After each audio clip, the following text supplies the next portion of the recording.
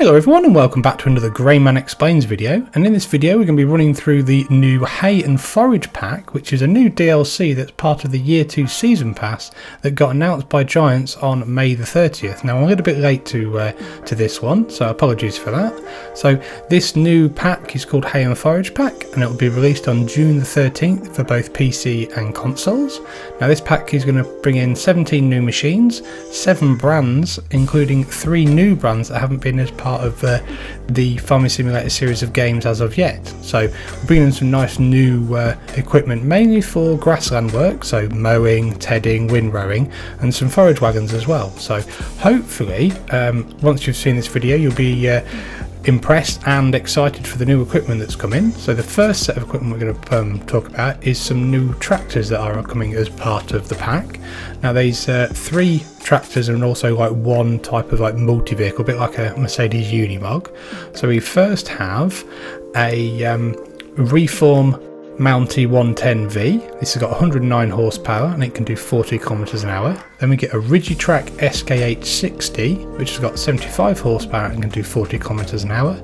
And then we also have a Reform Mitrack H75, which again, like the Rigitrack, has 75 horsepower and it can do 40 kilometers an hour. Now, all 3 of these tractors are classed as small tractors, so they're going to be hopefully quite cheap, but also be really good at tackling the mountainous terrain that you can get on some maps. So the next ones are going to be some of the miscellaneous equipment that's come in. Now this includes a powered mower, so from Brill-Mayer. It's a 29 EFI.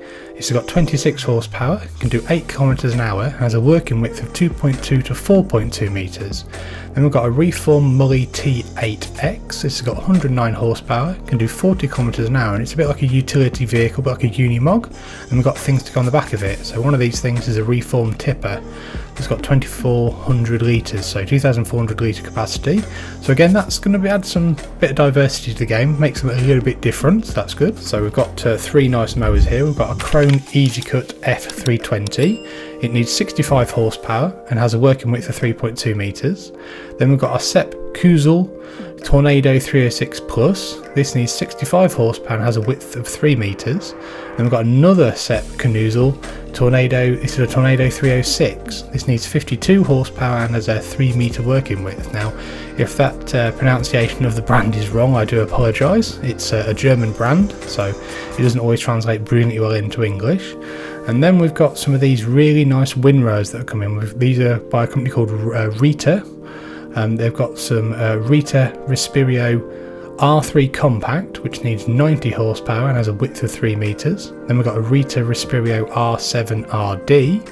This needs 160 horsepower and has a width of 7 metres. There's the first one, the R3 is for a front, the R7's for trailed for back, and then we have a trailed one, which is an R9 Profi. This needs 130 horsepower and it's a 9 metre windrower. Now, all these 3 seem to be pretty impressive when you look on the Rita website. Now we're on to Windrowers and Tedders. Now we've got 2 normal windrowers and 1 normal tedder. So we've got a Pottinger Top 1403C. This is a 14 metre trailed windrower, 115 horsepower.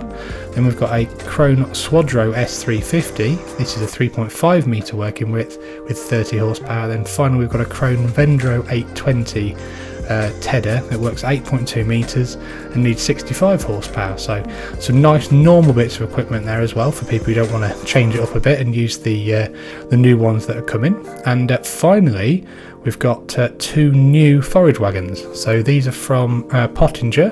So we've got a really nice big new Pottinger one called a Jumbo 8450 DB. This needs 250 horsepower and has a capacity of 47,300 litres.